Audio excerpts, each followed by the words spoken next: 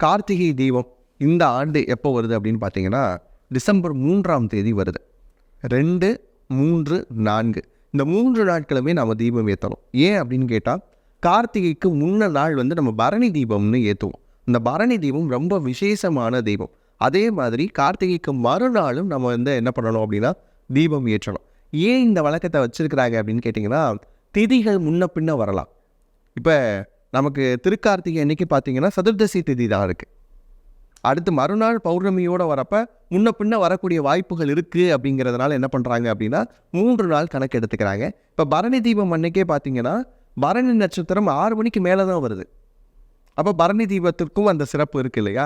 அதனால் இந்த 3 விடயங்களையுமே பார்க்குறோம். 3 நாட்களும் தொடர்ச்சியாக தீபம் ஏற்றணும். பொதுவாகவே கார்த்திகை மாதம் முழுவதும் வீடுகளில் தீபம் ஏற்றலாம்.